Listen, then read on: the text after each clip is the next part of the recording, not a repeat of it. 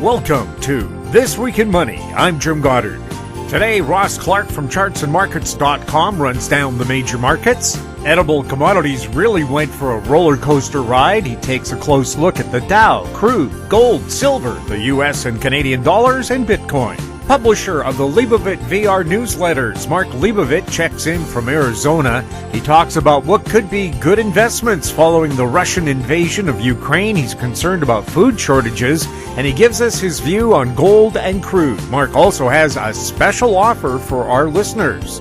InsideTrackTrading.com President Eric Hadik tells us about the war cycles he tracks, and it's no surprise to find out we're at the start of a major cycle of violence. He also discusses the cycles affecting gold, crude, commodities, and Bitcoin. Plus, at the end of the show, we'll have a company showcase update from American Manganese President Larry Reaugh. We'll talk to Ross Clark right after this. Media recognition from Bloomberg, Reuters, recycling trade publications, patented process for 100% recovery of critical metals, including cobalt, lithium, nickel, manganese, aluminum. American Manganese is focused on recycling lithium-ion batteries for electric vehicles. American Manganese trades on the TSX Venture, AMY, the US, AMYZF, and Frankfurt 2AM. For more information, visit AmericanManganeseInc.com or phone me, Larry Reaugh, at 778-574-4444. Welcome to This Week in Money, the source for market opinions. Here is Jim Goddard. My guest is Ross Clark from chartsandmarkets.com, where you'll find insightful market commentary and timely technical analysis. You can find him on Twitter at ChartsByRoss. Welcome back to This Week in Money, Ross. Good to be with you, Jim. Another one of those weeks with a lot of action in it.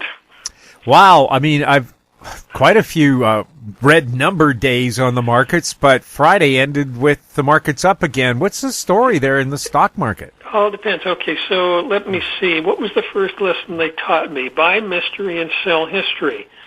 Every single time that you get tension around the world, that gold market and silver market and bond market and U.S. dollar all seem to end up with a little bit of a run at the tail end of what is widely known as an upcoming move. It's no surprise to anybody. And guess what? Here we are with gold having an absolutely terrible week, and bonds having been up to a good target. They've made a reversal as well. So this is clearly, I don't know how many times we've written the article. We didn't bother doing it this time, but times of stress are always a time to sell into news, and when it deals with the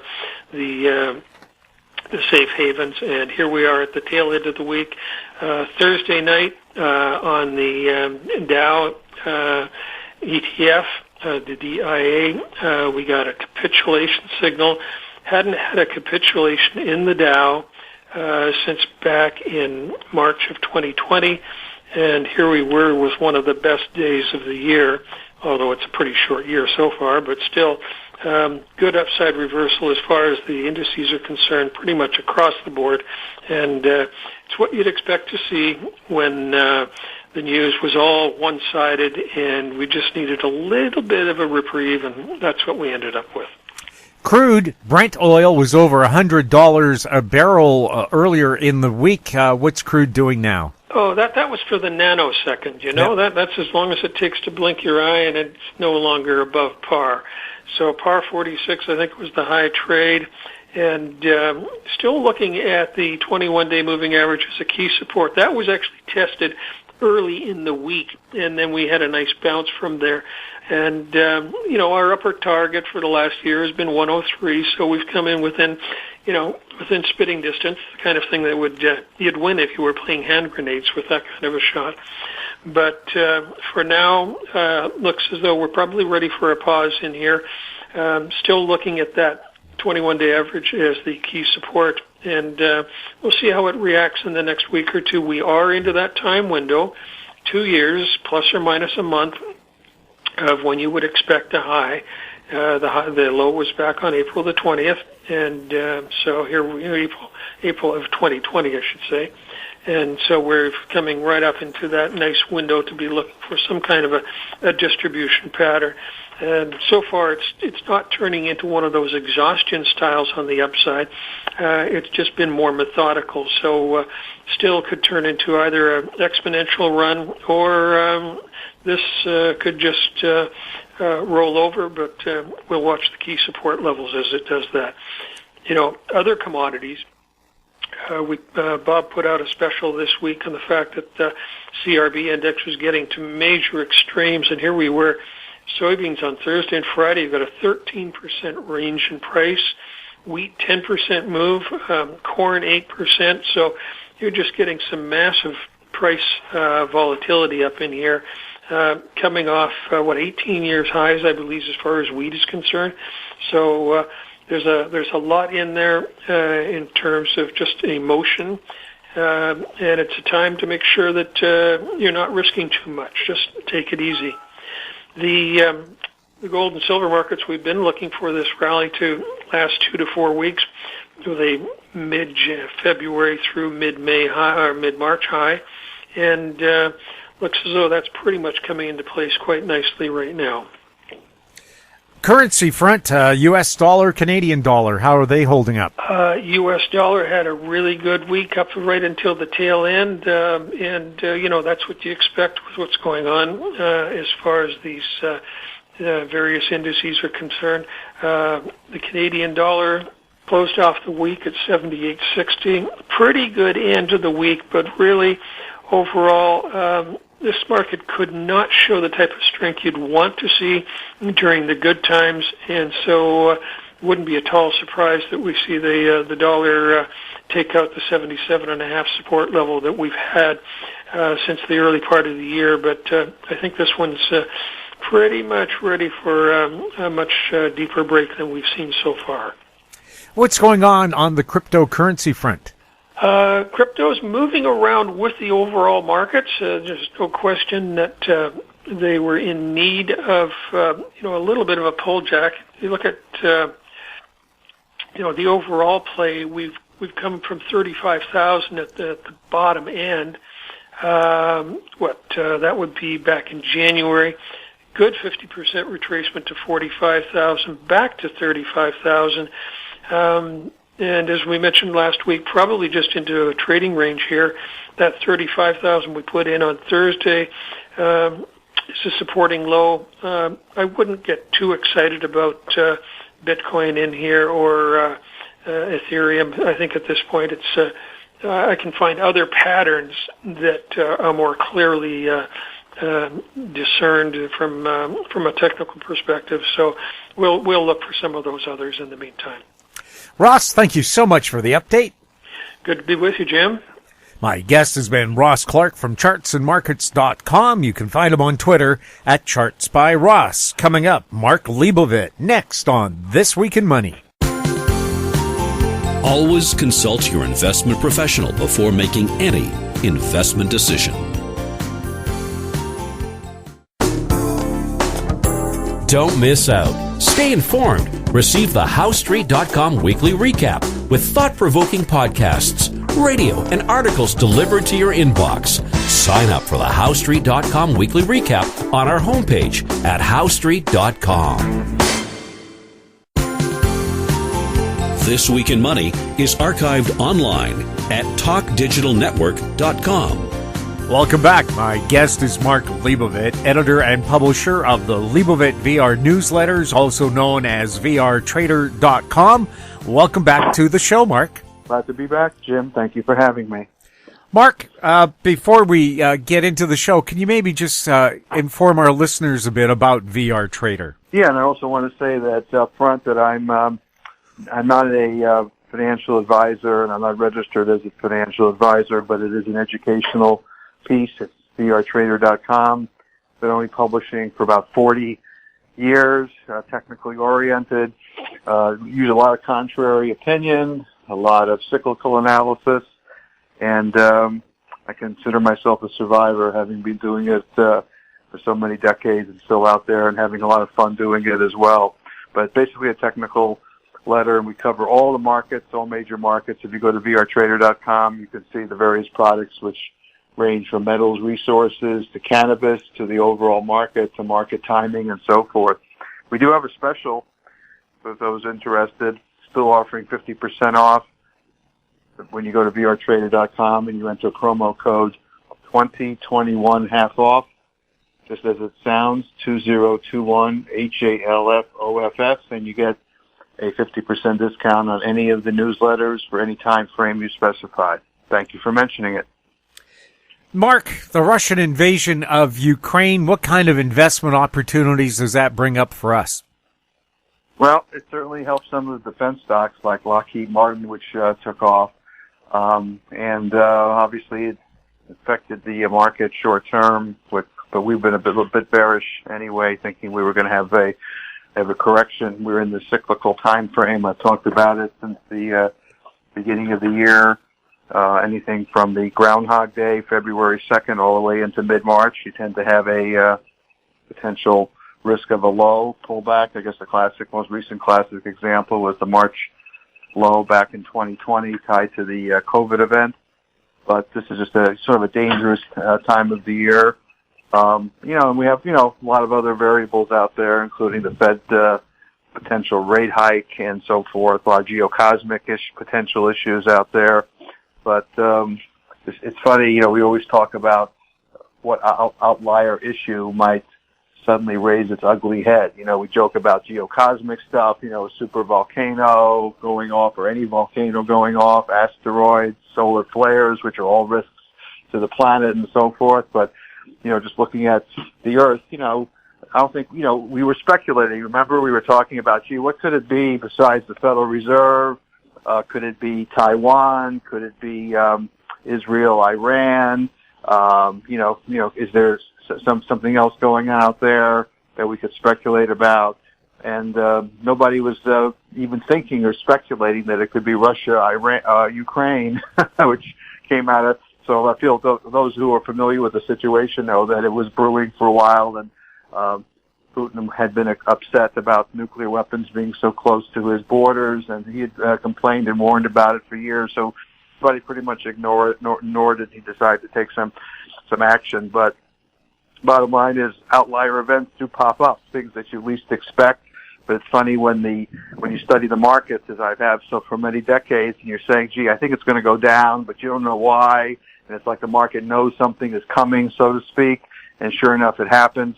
So that's pretty much where we're at with it. I don't want to get into any political statements about Putin or what's going on. I have my own opinions about it. I generally disagree with what you hear elsewhere. That's sort of been my modus operandi for decades. If you hear it on the news, I generally take the opposite view. But bottom line is the markets did have a bit of a sell-off, and now they're trying to recover a little bit, and we'll take it a day at a time. Now, wheat futures skyrocketed the moment Russian forces stepped into Ukraine, with those two countries providing about 25% of the world's wheat. Ukraine's nickname is the breadbasket of Europe.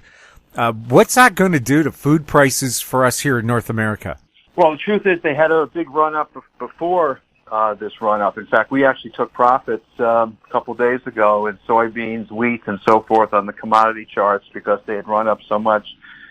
Not to say there can't be future food shortages, which I still think could be a risk on a geocosmic basis, but we had a big run-up in it. So the answer to your question is generally would create greater demand, higher prices, and so forth for limited supply. Looking at the technical picture on the charts, though, as a trader, because sometimes, as you know, the markets way anticipate events. It looked like a trading sell to me. So I guess philosophically I'm still bullish, but on a trading technical basis, we took profits and we're sort of standing aside here watching. Maybe if we get enough of a pullback, we'll jump back in again for fundamental reasons, as we know they exist out there. But on a technical basis, the markets got extended and we're on the sidelines right now watching.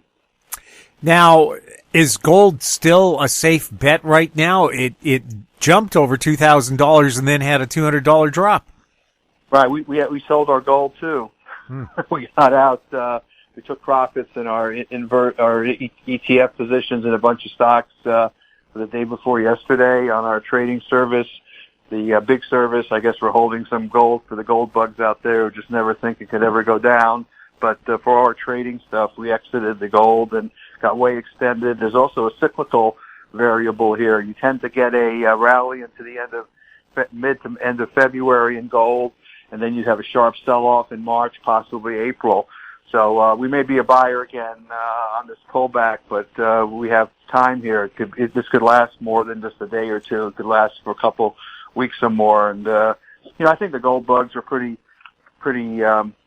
upset about the rally. I mean, it was a little bit of a rally. It looked like it was really going to blast off into new all-time highs, and it just didn't do it. And I've been sort of dubious about the gold market for a couple of years. It's tradable certainly, but I'm not in the camp that it's going to 3,000, 4,000, 5,000 yet. I guess some technical evidence comes up on the charts that says this is going to be the super breakout of the century, and silver's going to go too. We're certainly going to jump in, but there's been too many bulls out there. The tape action sort of tells you that what happened to silver, for example. I mean, it really didn't take off here when gold took off.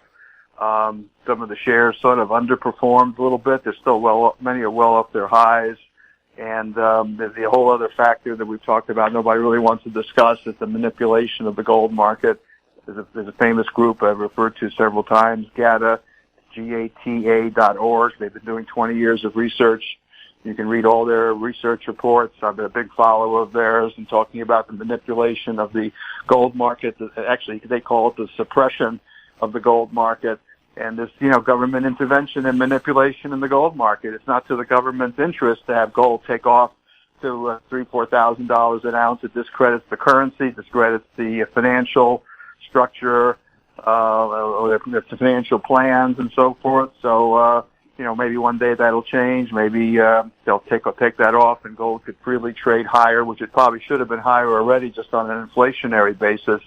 But there is a manipulation of the market. So my gut feeling is the reason that gold was not 2,000, 3,000, or even just into new highs, let's say like 2,100, is because it's being suppressed by the government, U.S. government and foreign governments, and that's just been the game plan. But maybe that will change, and we'll flow with it if that does. So anyway, short-term answer is a little bearish here on the gold, and it didn't surprise us. It pulled off, and we'll see if there's another buying opportunity here by early April.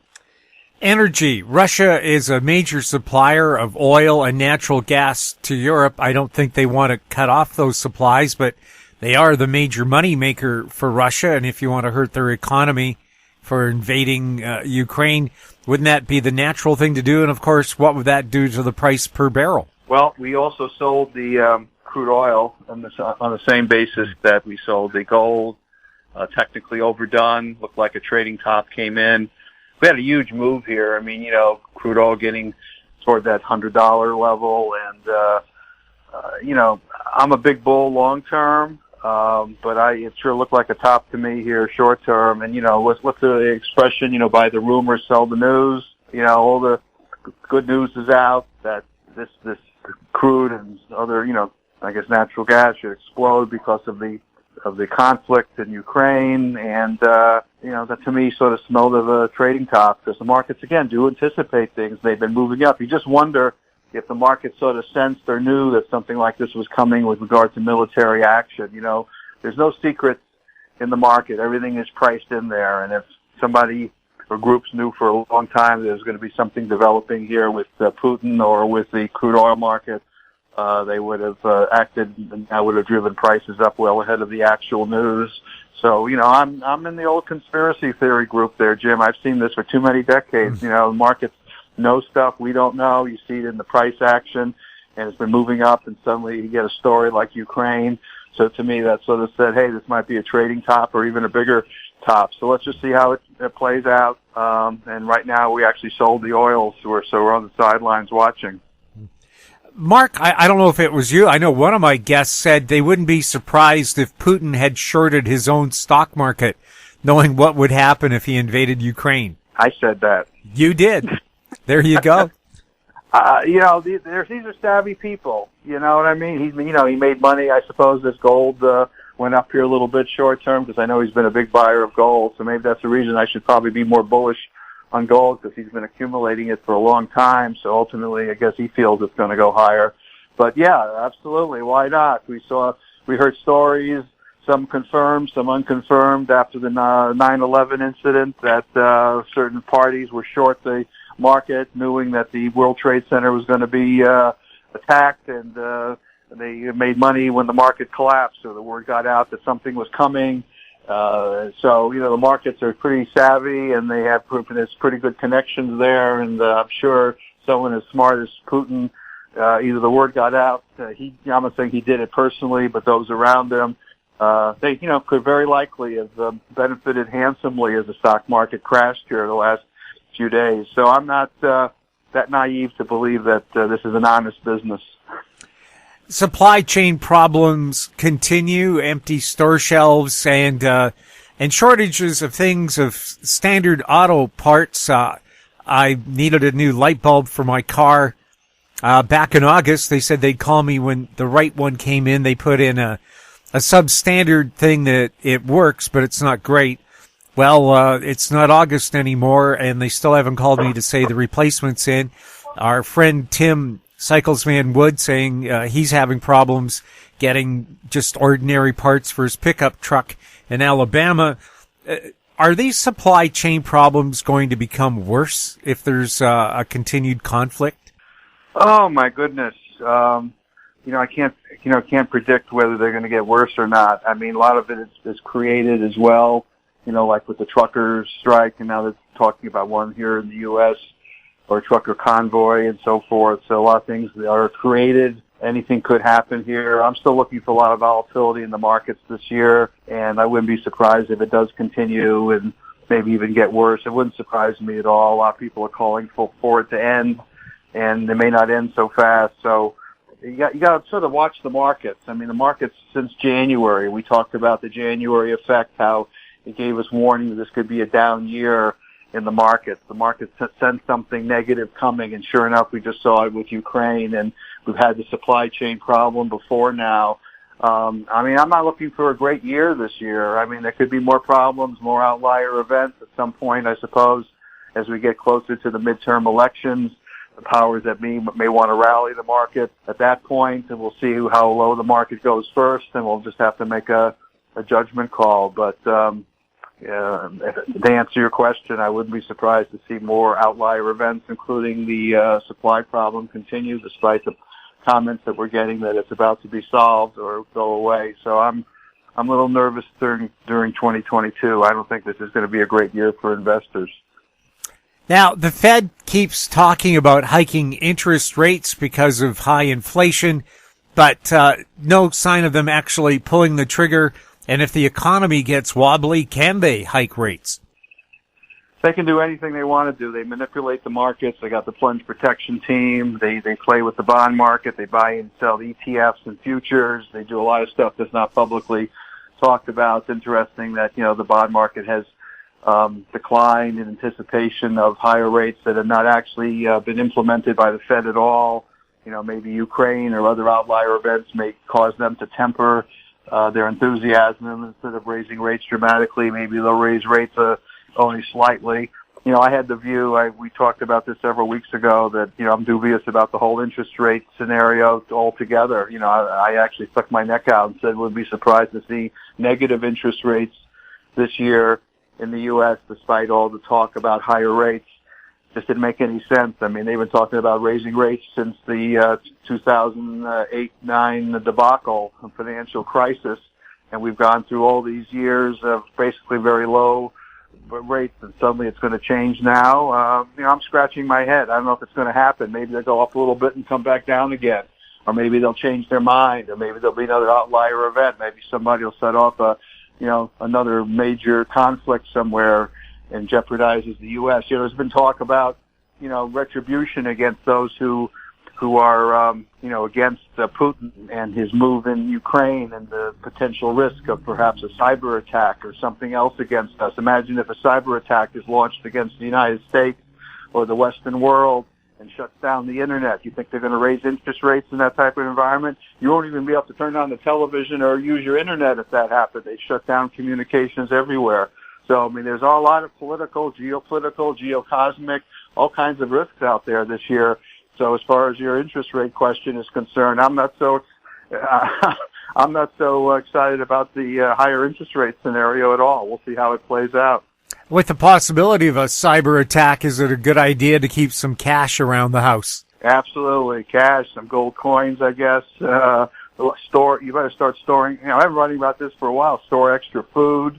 I mean, if there's more supply chain issues, if there's a cyber attack, they're not going to be able to deliver food to places. It's going to be a mess. I mean, if that happened, this is as bad as an asteroid hitting the Earth or a super volcano going off. I mean, if they shut that down, there's a cyber attack or there's some type of EMP type event. I mean, we're going to be thrown into the Stone Age. I mean, it's going to be riots in the streets, people looking for food. They won't be able to. The stores won't be able to run their operations. The food stores. I mean, God help us if that really does happen. But there are risks out there, political and geopolitical risks, and you just can't discount it what happens. So yeah, I would say cash. I would say store some food, just as insurance policy.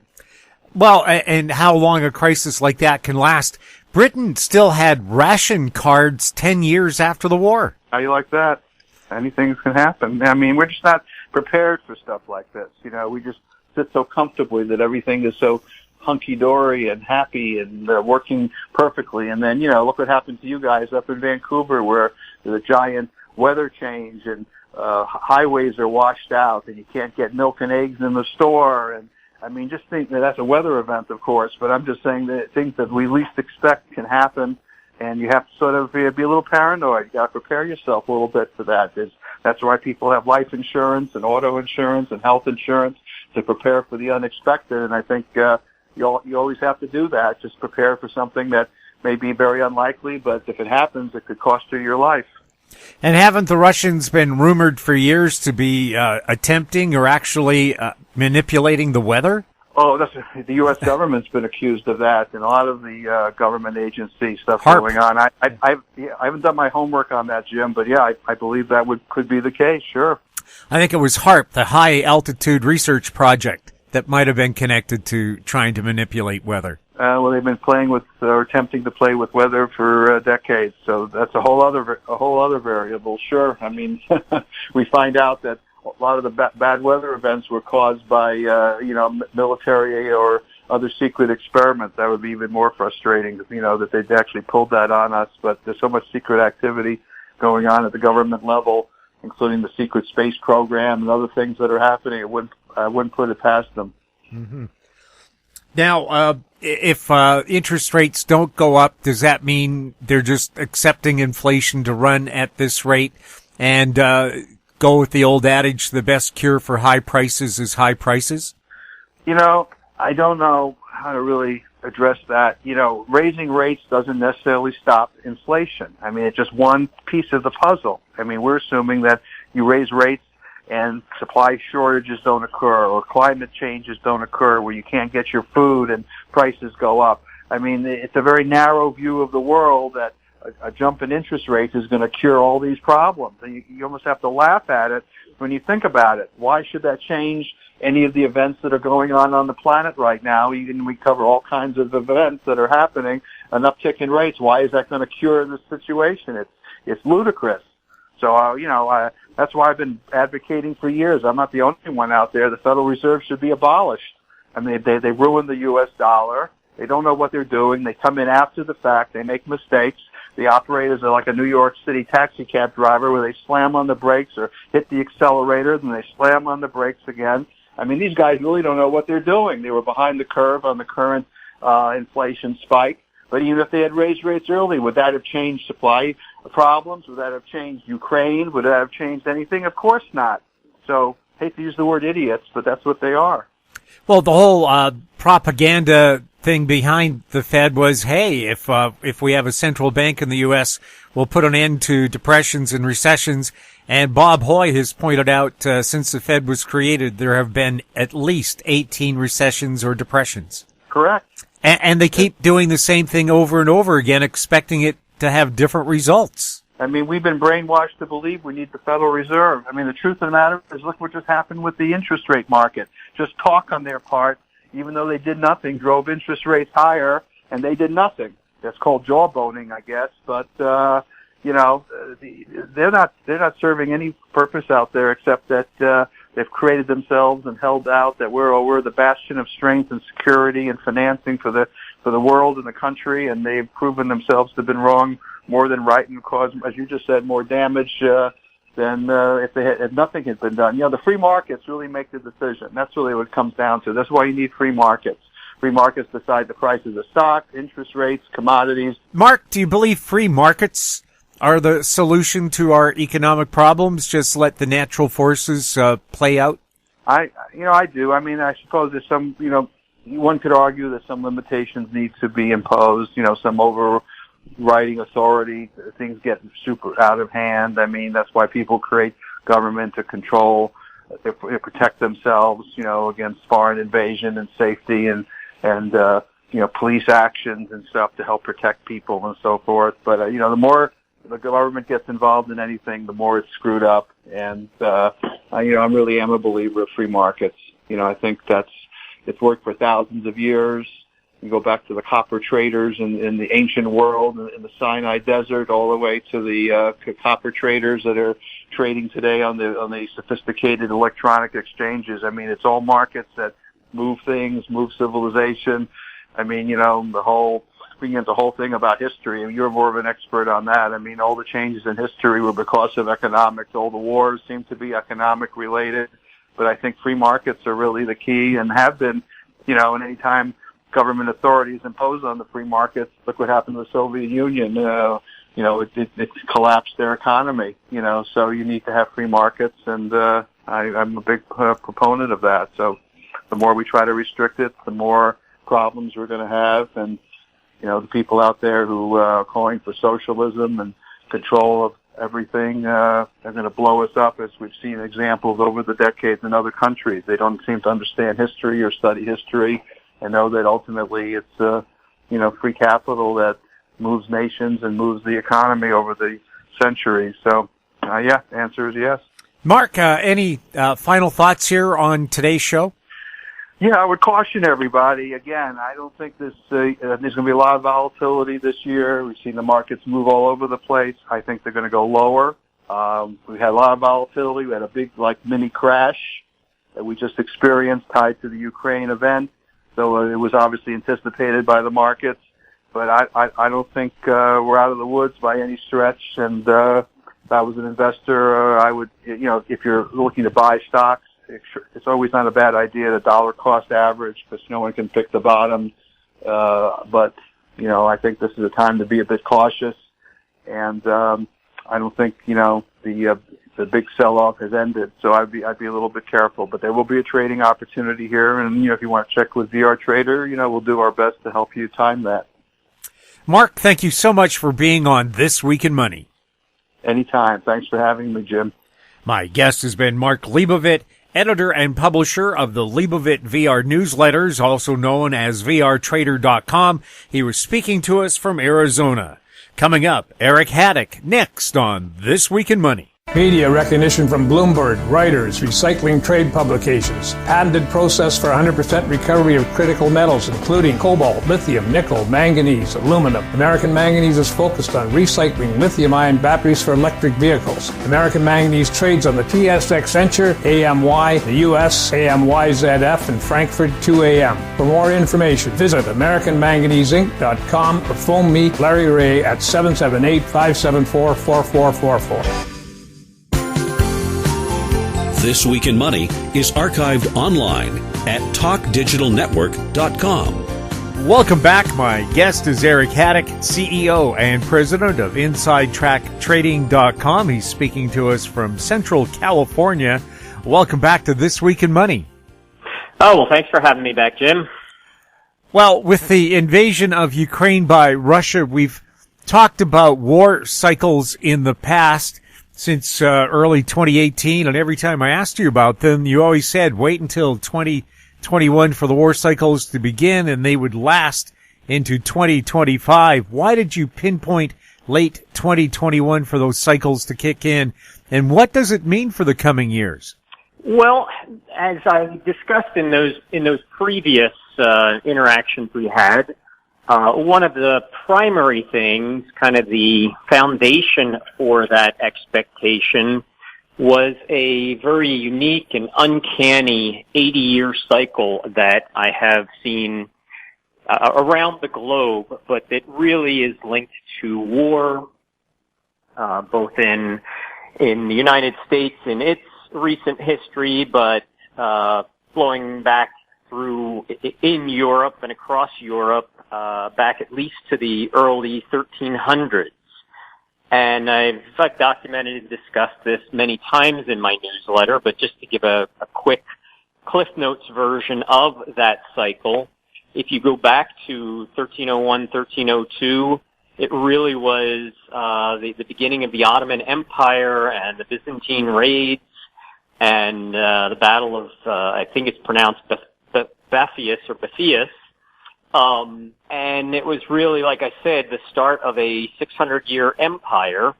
But 80 years later, you had a major war in England, the Peasants' Revolt in 1381. 80 years after that, you had the largest and bloodiest battle ever fought on English soil in 1461, the Battle of Towton.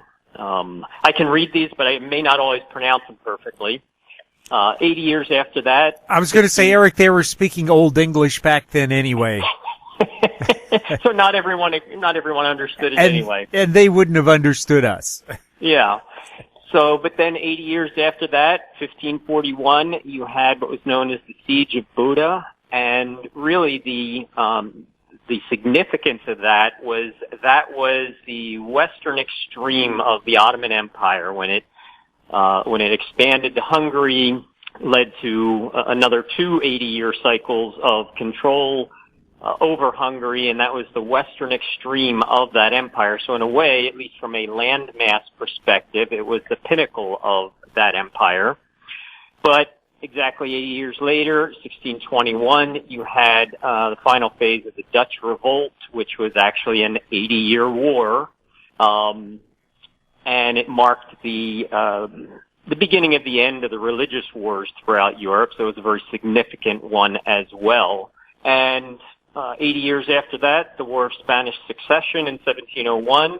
80 years after that, you had the culmination of America's Revolutionary War in 1781, 1783. And then 80 years from that, you had the beginning of the Civil War in the U.S., 1861, which lasted into 1865. 80 years after that, you had the U.S. entry into World War II in late 1941, also lasted into 1945. And all of that had me continually focused on late 2021 to usher in the next phase of global conflict and or U.S. involvement in one role or another from 2021 to 2025. And so at the same time, there was a host of other cycles that were really pinpointing the same time frame, and it's always that synergy that I look for. Just one cycle is, interesting to talk about and discuss, but until I see some synergy of several, I'm not willing to have a higher confidence factor in that. But there has been a very consistent series of 7-year and 7-year multiples with various wars and conflicts over the last couple centuries. And I had even written about that back in 1999, 2000, early 2001, when Inside Track, my monthly newsletter, continually focused on late 2001 as the resurgence of war cycles. In fact, went so far back then as to pose the question, could America suffer a surprise attack on our shores? And the events of 9/11 perfectly fulfilled those cycles and gave a very emphatic yes answer to that question. But that 7-year cycle was also part of, that was a 7, 14, 21, and 28-year cycles, all of different wars coming into play in 2001. And several of those come back into play in 2022.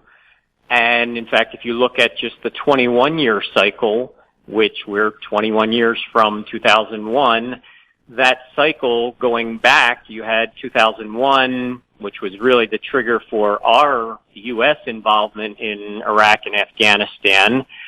21 years before that was the Soviet invasion of Afghanistan and their lengthy involvement there. It was also the beginning of the Iran-Iraq War. 21 years before that, 1959, was the start of Vietnam, when the North committed to war in the South. 21 years before that was 1938, World War II and the Holocaust. 21 years before that was 1917, World War I. And you can keep going back. In fact, you go back 5 more phases and you're to the War of 1812. So you had this continual 21-year cycle also, and several others. But the point is that all of them were lining up in this 2021 to 2025 time frame. And, a precise 80-year cycle from U.S. involvement in World War II took you into very late 2021, if you want to get precise, December 7th, 2021. So what was happening the end of last year? Well, on November 10th, the U.S. reported the Russian troops massing on the Ukraine border. On November 28th, Ukraine confirmed that and reported that 92,000 Russian troops were on their border. And on December 7th, exactly 80 years from the U.S. entry into involvement with World War II, President Biden threatened Putin against invading, threw the gauntlet down, and really timed the entry of the U.S. into this Russia-Ukraine conflict. So it's been very intriguing and just very eye-opening to see how these cycles have just pinpointed these time frames throughout history. And like we said, we've been discussing this for 3 or 4 years, so this isn't a Johnny-come-lately or a suddenly mention it now that it's happening. It's been something I keep stressing for the last, even before we started discussing it, for the last 5-6 years, focusing on that late 2021 to usher in a multi-year period of war. Eric, have you been able to put any causal analysis into this? It seems to me about 80 years, most of the people who fought the last major war have died, and they're not there to tell people or warn them, war is not a very nice thing to experience. I mean, my mother-in-law was an RAF veteran, and she just died. She was 95. That whole generation has now disappeared, and they experienced the last global conflict. No, I definitely think that is a factor when you talk about a very kind of broad philosophical validation to that cycle. And I've discussed that in the past, why even I put a lot of emphasis on a 40-year cycle, so obviously this is 2 of them. But yes, I've detailed just average lifespans, and like you said, basically it reinforces that principle. Those who don't learn from the lessons of history are doomed to repeat the mistakes of history. And so a lifespan like that and a generational thing where, a 40-year cycle, well, there still is, adults in their most influential phase of life that can remember things from when they were kids or in adolescence. So they've got influence, they've got a say in some of those things. But you get to that 80-year time frame, and many of those lessons of history are definitely fading or forgotten. Moving on, in late 2021, you were also describing a scenario in gold where you expected a rally into mid-November and then a longer rally from mid-December into late February this year. How does that fit into these war cycles, and what does gold look like going forward? Well, gold is always a great harbinger or a link to global uncertainty. There's many factors that impact gold, but there's a couple of principles that also factor into that specific analysis you're talking about. And 2 of those principles, which I'll kind of tie or connect the 3 dots in a second, but 2 of those principles. One is the 90-10 rule of cycles. It's an axiom or a principle that I describe many times to my readers. And basically it's a little bit of a twist on the 80-10 rule of just about anything. But with the 90-10 rule of cycles, often, and this is particularly true in gold and silver more than almost any other market, often a large majority of a move, a price move, within a specific cycle, so that, applies to different magnitudes of cycles on different degrees, but a large majority, sometimes 80 to 90% of the price move occurs in the final 10 to 20% of that cycle. So, and I should, before I even explain that or tie that in, the other principle is the kind of that idea of buy the rumor, sell the news type of thing in the markets. That the markets are always anticipating the future. And so gold, seeing that rally, it's actually timed very closely with what I was just describing about the events that were slowly simmering and smoldering with Russia and the Ukraine. And so savvy investors were already getting into gold as a hedge or a haven against that. And when I described those intermediate cycles, my whole focus was on this specific week, February 21st to the 25th, and I detailed why, and your listeners could see a lot of that in some of the articles and reports that we have posted on our website. But I detailed what cycles were flowing into that, why I thought we would see a peak in gold February 21st to the 25th.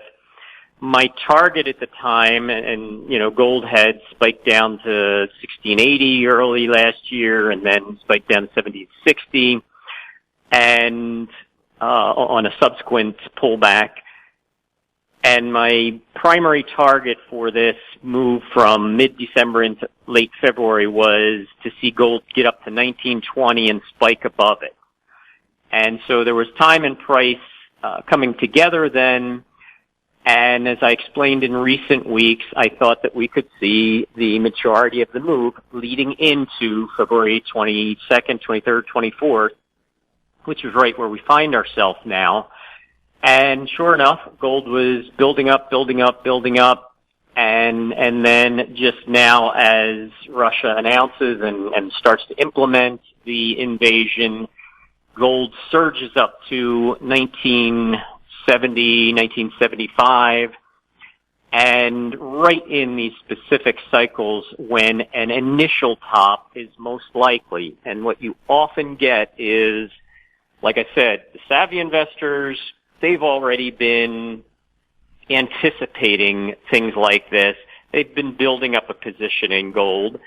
And as if they're traders, as most of them are, and I'm distinguishing traders from someone who's, buying gold to hold it for a few years. Instead, someone who's looking to capitalize on the 1 to 2 month or 3 to 6 month swings in gold.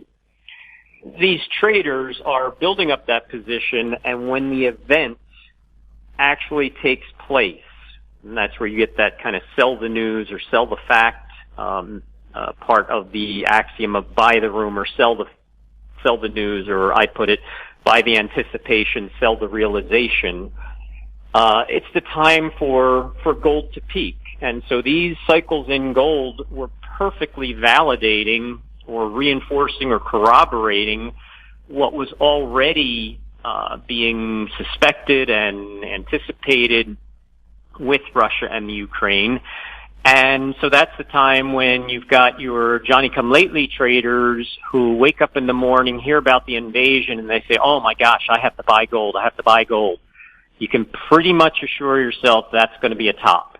Now, for how long of a top? Might be a couple weeks, might be a couple months, but that's when so many of these kind of knee-jerk reaction traders are buying tops and selling bottoms. It's because they're acting on the news, but by the time the news hits, most of the trading has already taken place, building up to that event and then capitalizing on it. So traders that had started to put on positions of gold and silver when major cycles were bottoming in late September of last year.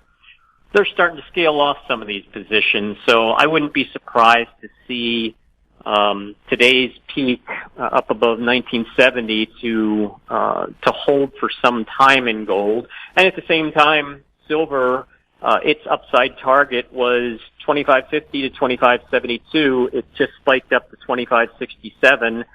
So it's basis the March futures contract. So both gold and silver have just spiked up to those key targets, and it's an ideal time for an initial peak. But looking forward, I do think there are going to be additional rallies in gold a little later this year. I've detailed some of them in recent publications. But for right now, I think that the actual event, that being the Russian invasion of Ukraine, is probably going to time an initial peak in gold. I find it curious how gold and the U.S. dollar are rallying at the same time. Most traders think it's not really possible to have both of the things happen at the same time. But you've written about this before, and can you explain the apparent paradox? Yeah, that's a really good question, and it's one that I get either asked or accused of or lashed out at when I talk about my analysis, and let's, like say from a broader perspective.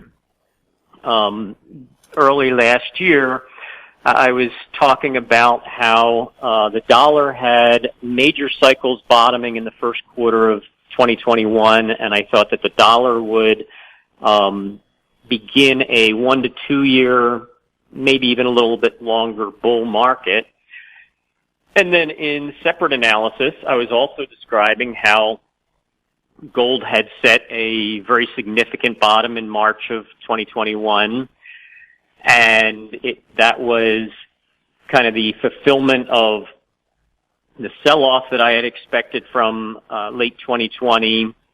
And then as we moved forward into September of 2021, and I identified divergent cycle lows in silver and gold and silver shares, the XAU index, the HUI index, all of those were telling me to look for a 3 to 6 month, maybe 6 to 12 month bottom in late September 2021.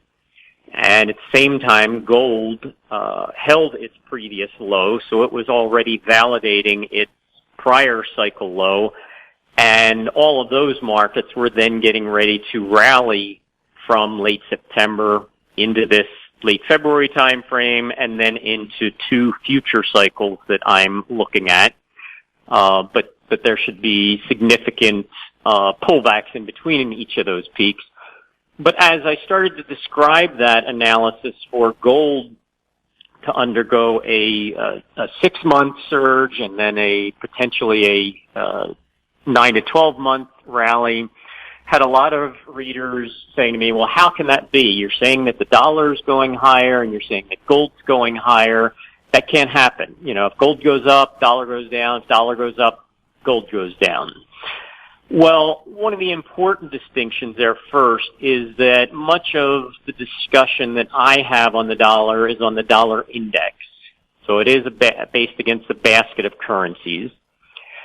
And very often you may have another currency that's leading that move. So say in this case, the euro is the one that's really been suffering, and even more so as things in Ukraine started to come to light and started to take on their own life. And so the euro was consistently selling off, and basis that currency drop, both the dollar index and gold were rallying, partially because the euro selling off was really the impetus for that move. So there are many times you see something like that. There's been times where the yen has been the real lead there. There were times back in surrounding Brexit where the British pound was the one that traders were really focused on, and it was in more of a each time those currencies were in more of an extreme move. And so things like the dollar index and gold are both moving in opposition to that lead currency. And I even discussed this back on February 16th in an alert that I sent out to my readers, and I gave them several examples just in the last year or so to consider. And if they were still kind of hung up on this, there's no way the dollar index and gold can move in the same direction mentality, I was hoping it would at least challenge that thinking and get them to step back and say, okay, wait a minute, there might be a little bit of a glitch in this overall mindset. But just looking at over the last year and a half, I already mentioned that the dollar index and gold both bottomed in the first quarter of 2021, and both have trended on balance higher since then. Doesn't mean that every move is in perfect sync or in tandem, but if you just pulled out two charts and drew a line from where gold and the dollar were in the first quarter of 2021 and where they are now, it's an uptrend line. You go to the middle of last year, the dollar index and gold both rallied in the first half of July, and then rallied into the first part of September, back to those July 2021 highs. Even though they may have done that a few days separated from each other, they were still mimicking the moves in each other, in contrast to what many traders believe is possible. Both of them, both the dollar and gold, set very decisive 3 to 6 month and 6 to 12 month lows in September of 2021 and have trended higher ever since. They both experienced their sharpest rallies before recently in the first half of November. Both of them peaked within a week of each other. Since then, they both held those November peaks for a couple of months, consolidating into the first part of January. Both of them experienced sharp rallies in the middle half of January, both rallying to more than 2-month highs. Both of them rallied into the same 3 to 4 day period in late January, and both peaked in that 3-day window. And then since March of last year, both have set a series of ascending lows, with the dollar setting new 6 to 9 month highs just recently, and now gold doing the same. The reason for kind of belaboring that point is that if someone steps back and is objective when they're viewing the market, you can see that more often than not, gold and the dollar are moving in much closer sync or concert with each other than what traders believe is possible, and what often they get hung up on, and it really impacts the mindset of a lot of traders. So that is a great point, and one that I think needs to be kind of harped on over and over again, that even this conflict was another perfect example where, what happened overnight last night as news is breaking of Russia invading Ukraine, the dollar shoots up, gold shoots up, and the euro crashes, at least on a short-term basis. So it's a very frequent event, and one that traders need to be very cognizant of. In your December and January issues of Inside Track, you described how palladium had fulfilled all your downside projections and was ready to begin a new bull market. Knowing that Russia is the largest producer of palladium, how does your outlook impact other metals like silver and palladium? Yeah, as you mentioned there were a lot of reasons back in mid-December why I thought that platinum and palladium they had both actually fulfilled critical downside objectives.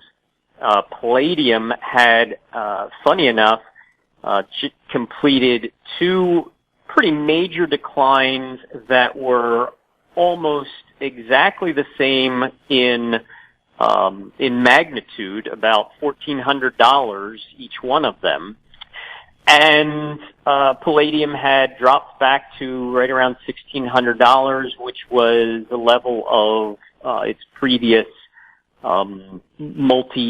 I should actually say maybe 6 to 12 month peak, the peak of March 2019.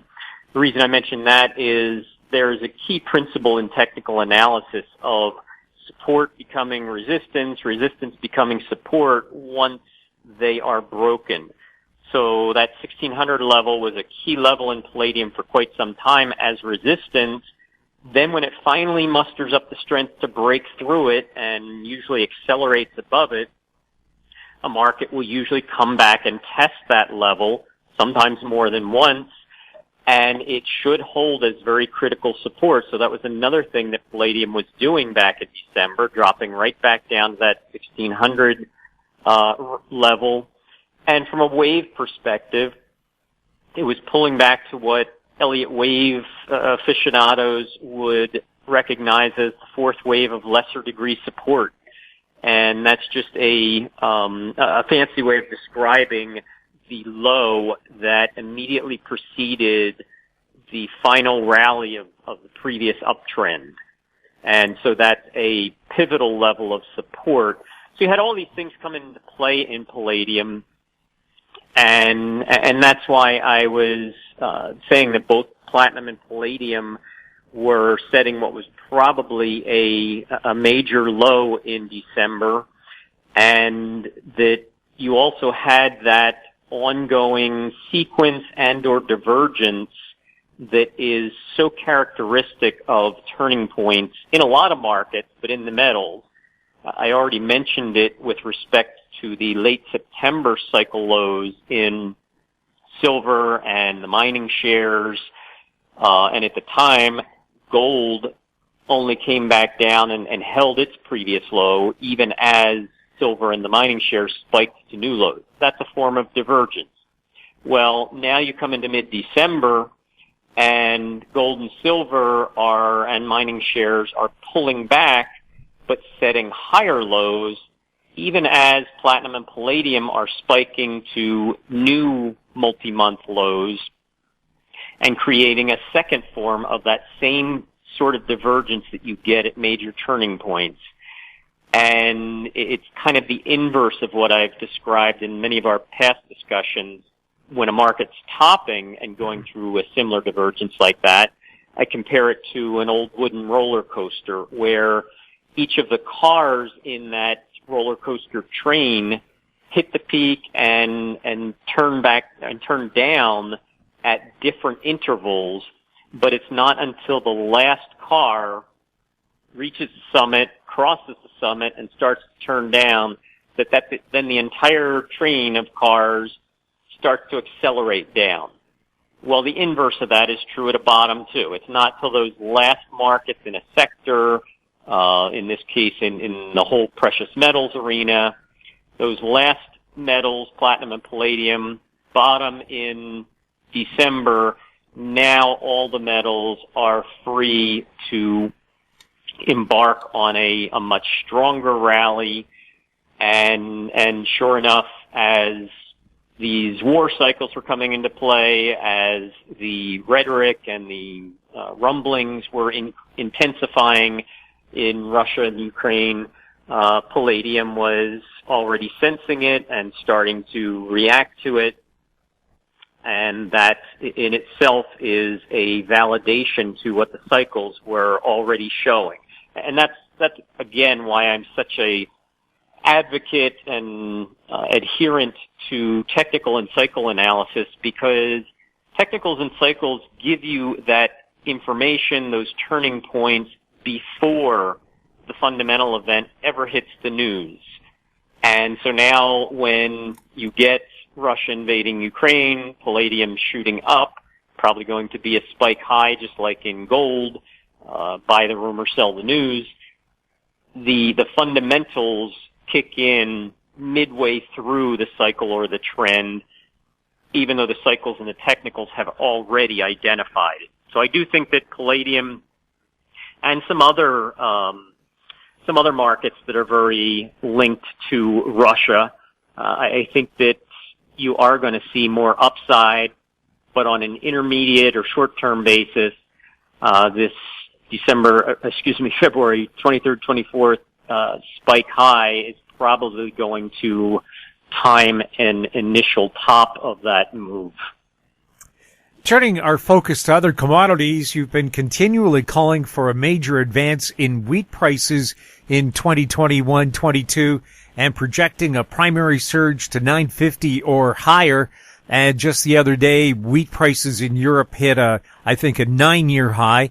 More recently, you explained how wheat should see a sharp rally into cycle highs in early March. How does the Russian invasion play into this?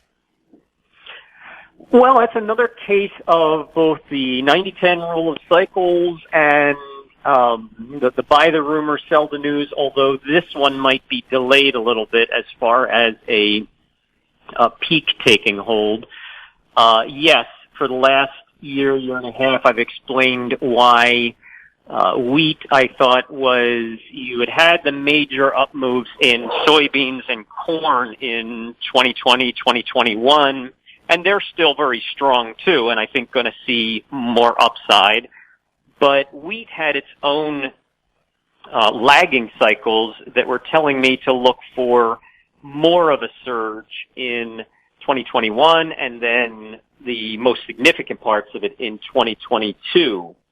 When I break down those longer-term cycles, and I'm looking for more tradable cycles and technicals, wheat went through a very textbook correction late last year, then started showing signs of a bottom at the end of last year, and that started turning my focus on the likelihood of a new 3 to 4 month surge in wheat.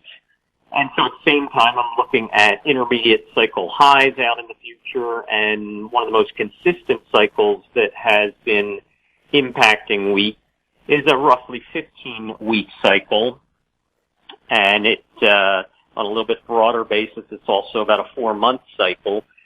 But the latest phase of that cycle is in early March, and so I have been saying for the last couple months that I thought wheat would set its next significant high at that time.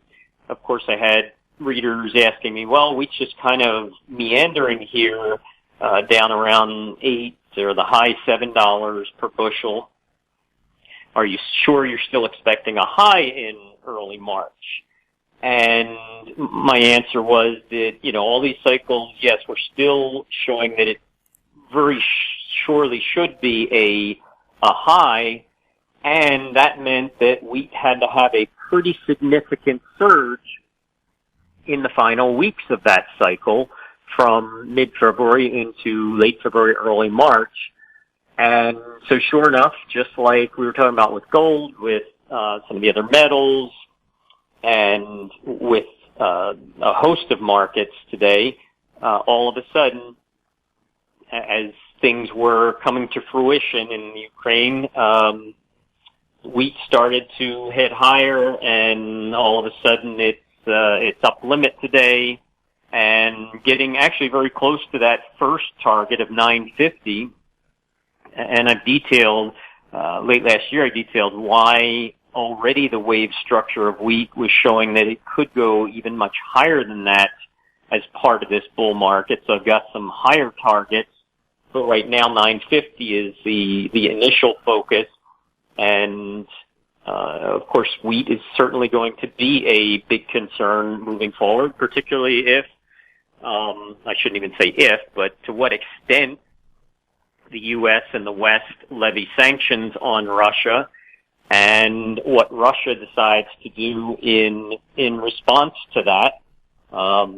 There's factors from oil to wheat to even when we're talking about palladium, that which is certainly very critical in the U.S. auto industry and in other aspects of our industry or our economy, that Russia may decide to start restricting some of those exports, and so wheat is one of those things that another indication of that. Looking at the energy market, what do you expect to happen with crude, with the cycle we're in, and where are we in that energy cycle? Well, crude is yet another perfect example of that 90-10 rule of cycles, or buy the rumor, sell the news. It has very consistently adhered to an approximate 17-week cycle. During uptrends, sometimes that cycle expands to about 18 weeks. It's sometimes as short as 16. But we are right now in the 18th week since the late October high, and if there's a time where crude has stretched to an extreme and gone about as high and as long in this uptrend as I think it can, that is now. And what better way to set a top than with kind of a blow-off parabolic spike, which, some of the futures contracts of crude just spiked above $100 a barrel. And so that's very indicative of the type of blow-off move you often see at a top. So I do expect a multi-week, probably even a multi-month top to take hold in here. Again, this week of February 21st to the 25th was critical and was appearing in so much of my cycle work in different markets that it's not surprising to have this fundamental event really tie in perfectly with those cycles. But I will be watching crude as we go partway through this cycle, get to the midpoint in about 2 months, and then starting to look out farther to the next phase of that 16 to 18 week cycle that will come into play in late June. So I do think that you're probably seeing a peak here. Natural gas might have a little more upside. It had and has a little bit greater synergy of cycles coming into play in early March. So there is a decent chance it could extend its rally into next week or so. But I do think on the whole, the energy sector is coming into a peak.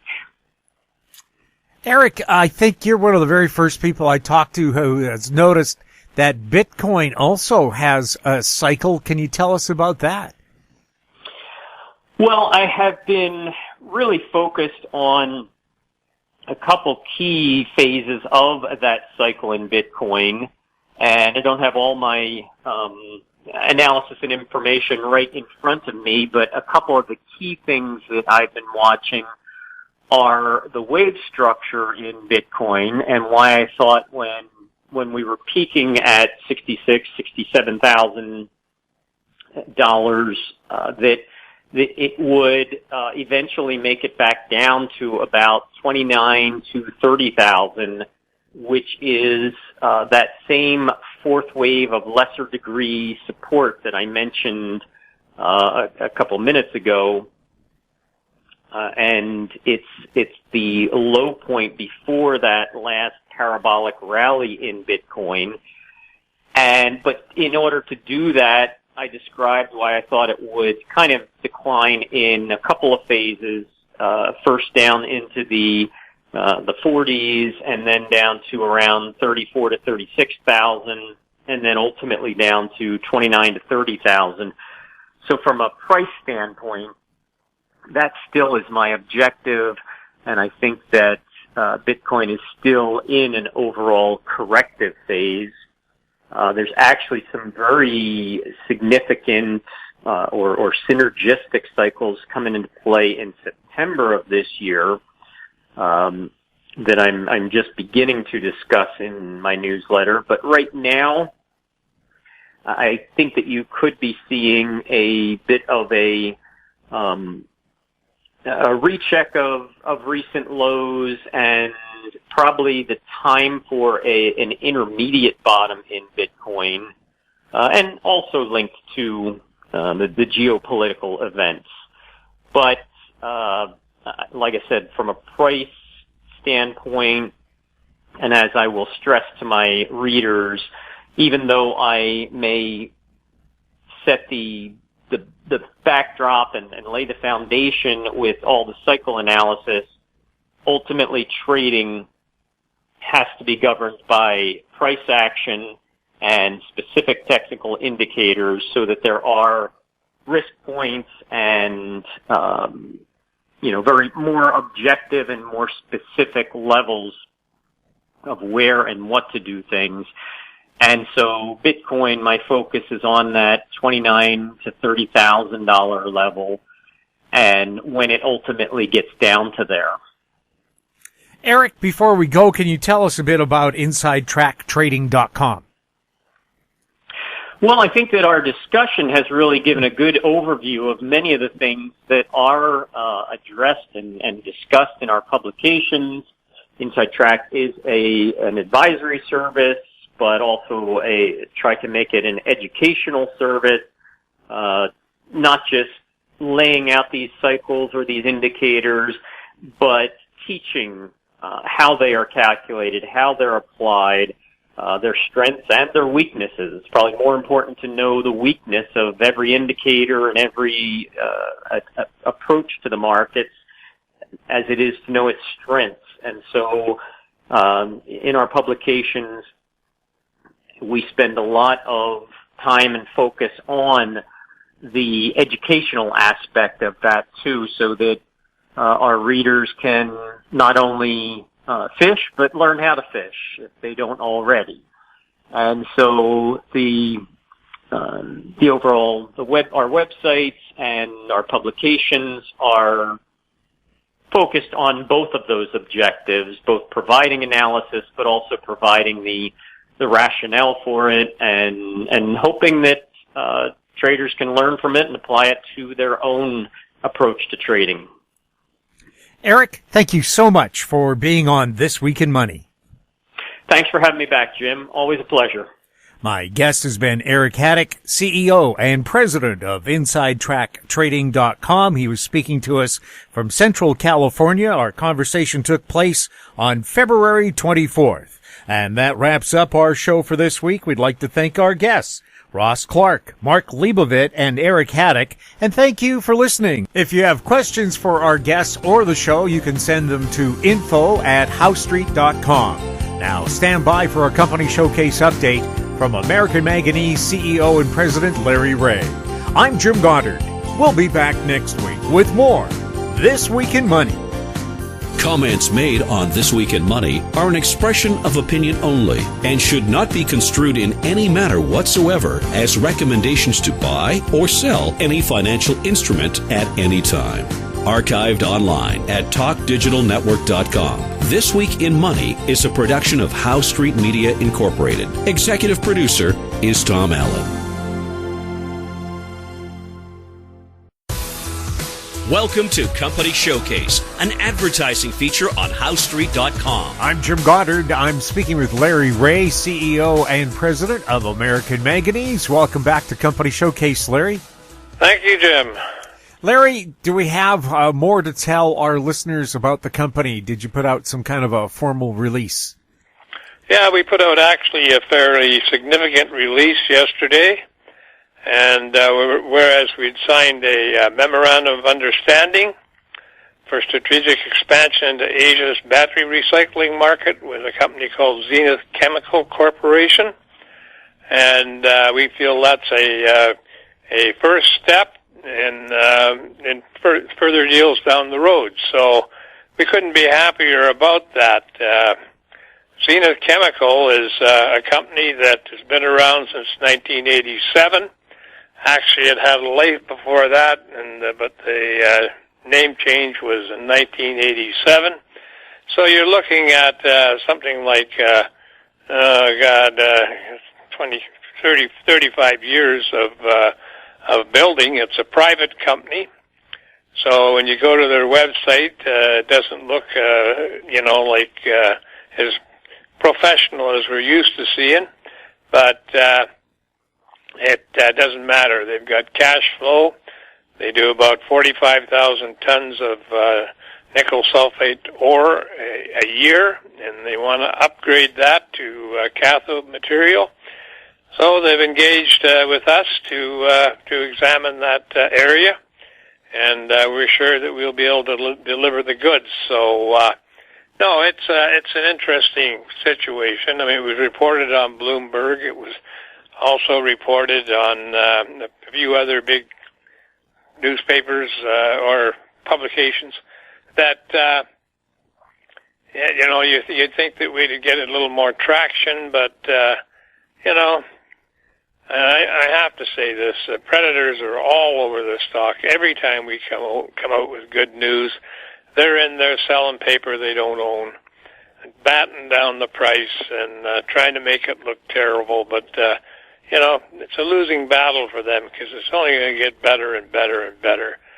So I wouldn't worry too much about that. Take a look at it as a buying opportunity, and wait till they start really hammering it about 9 to 11 in the morning, and usually it goes back up towards the end of the day. So, that's the time to be looking at buying the stock. Get the lowest prices that you can. And, we can say thank you to them for that. And hopefully we'll be rid of all that pretty soon. But that's wishful thinking. I've been living with it for 20 years and or more. And, long before they got rid of the uptick rule here in Canada, or the short rule in Canada. So, it's just out, the Wild West is wide open spaces, and away they go. But aside from that, that's just me whining about the predators at the moment. But somebody's got to talk about them, and if you don't talk about them, they'll just keep operating in the shadows, and that's not exactly what I want to see. I want our shareholders aware that we have to deal with that on a daily basis, and it's not a fun time, but certainly that press release is uplifting.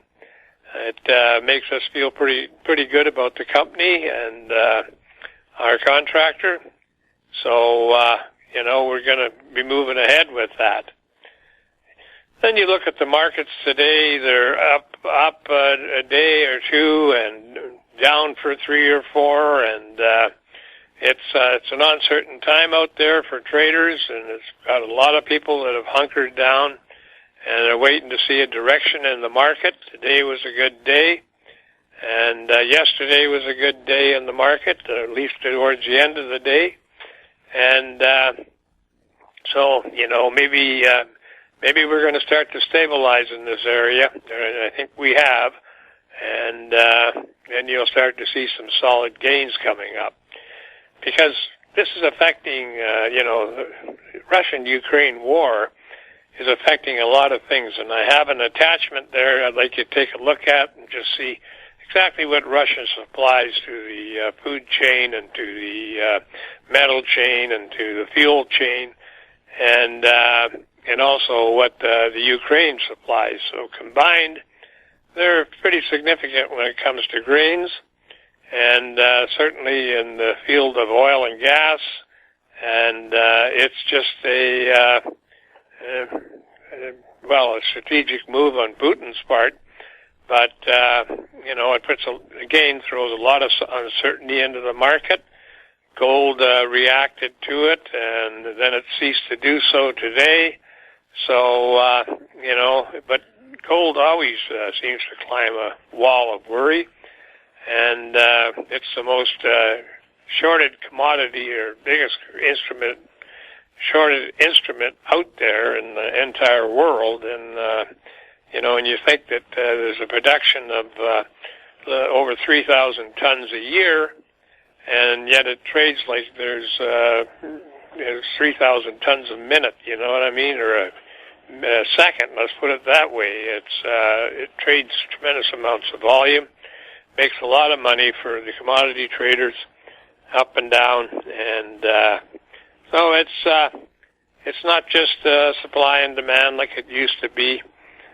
back in the good old days when you could pretty much count on supply and demand and moving markets. And today, it's the supply comes from short traders, and the demand comes from banks and other people.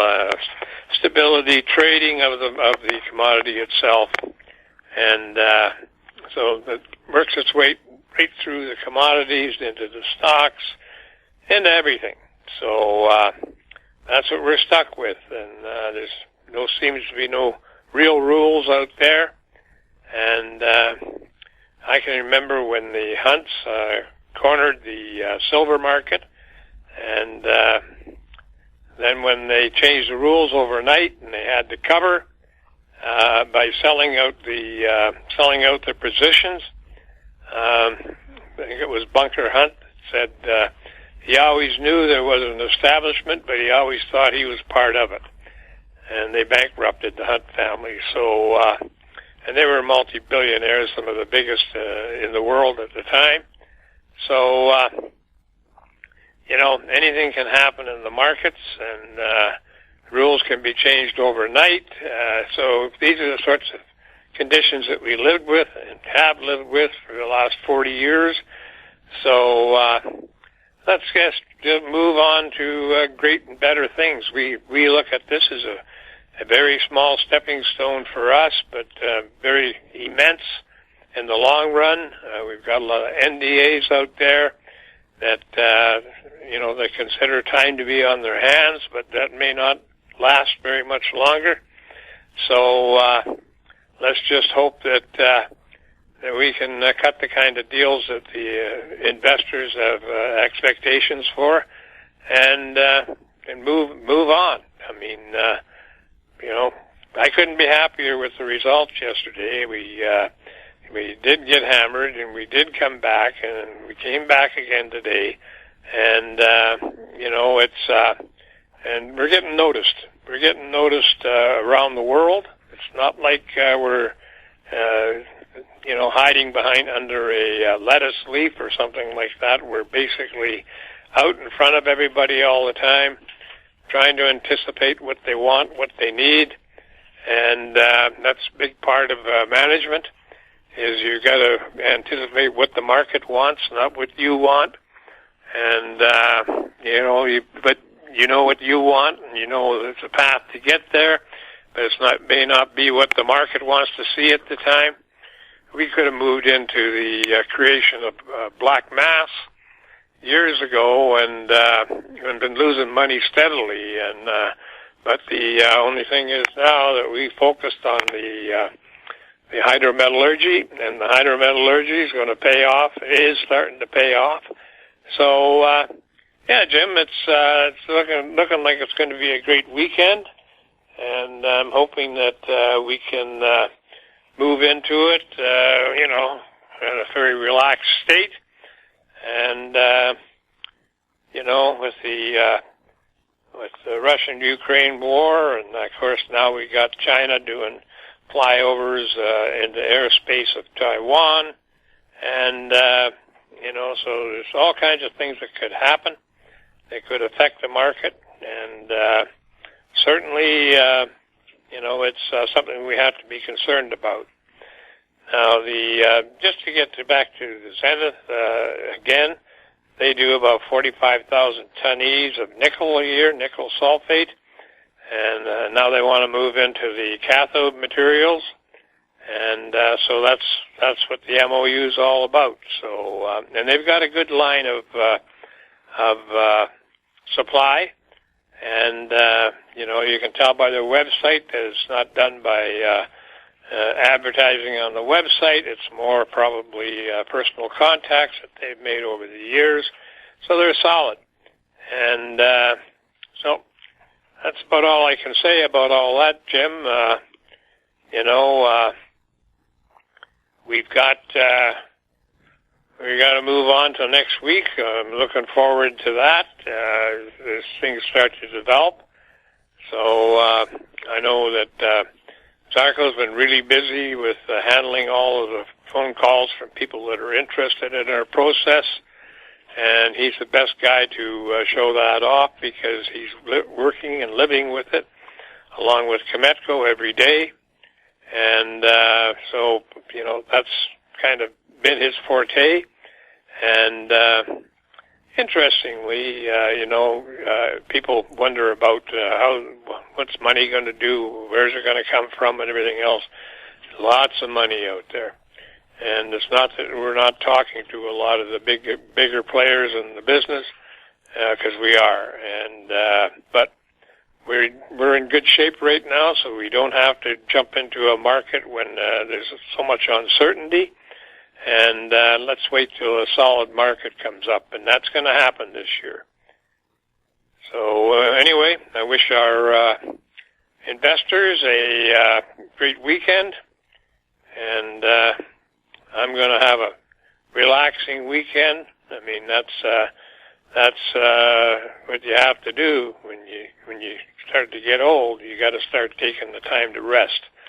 So anyway, Jim, that's kind of my spiel for the day, and let's move on. Larry, can you give us some technical facts about American Manganese? American Manganese is a critical metals company that started out on the technology road back in 2008, 9, and that was with manganese. We took a product that the U.S. because that's the only thing they had to work with. They had these low grades of manganese that were in big deposits, and they tried to make that into a I guess you would call it an economic commodity, but they were always defeated in the end. And so they worked on it for 60 years, and now we've got a process that can handle the manganese, and and that basically is a process that reuses the water, has a dry tailings, yada yada yada, and we can make electrolytic manganese metal or electrolytic manganese dioxide for batteries, and it was a stepping stone for our now greatly bannered, which is well known around the world, recycling process. So that put us back on the map again. And we've raised a lot of money. We've done a lot of work. We've got a lot of patents, and I couldn't feel better about the progress the company's made. And I have to thank the management and the employees and the investors for sticking with us because they helped us make it through the periods of time when we were bashed down to 20 cents and less, and every time we tried to do a financing, it was getting bashed. But we made it through, and we come up with a product at the end of the day. We got our goals met, which was to get the patents, first off, make sure that they were workable. And that's not a cheap process. And, a lot of guys are sitting back. They don't talk about their R&D. Some of them are not doing any, but they're talking about, going into production in 2022, 23, 24, and yet they don't have a patent. They got proprietary information, which is very difficult to police, and so why wouldn't you patent it if it's that proprietary? That doesn't make sense to me. But anyway, I don't have time to run down those rabbit holes. I just have time to keep making sure that we're on the right path and that we are moving ahead with what we said we'd do. And it's been a great week. So if you want to find out more about us, you can go to our website, AmericanManganeseInc.com. Everything's on there. We try to be as transparent as we can. And or you can go to you can phone me at 778-574-4444, or anybody will answer your questions in the office for that matter. And or you can You can email me at LREAUGH@AMYMN.com. We're traded on the Toronto Venture Exchange under the symbol AMY. We're traded on the QB board under the symbol AMYZF. And we're traded in Frankfurt under the symbol 2AM. Larry, thank you so much for the update. You're welcome. We've been speaking with Larry Reaugh, CEO and President of American Manganese. I'm Jim Goddard. Our conversation took place on February 25th. Comments made on Company Showcase are an expression of opinion only and should not be construed in any manner whatsoever as recommendations to buy or sell any financial instrument at any time. Archived online at HowStreet.com. Company Showcase is a production of How Street Media Incorporated.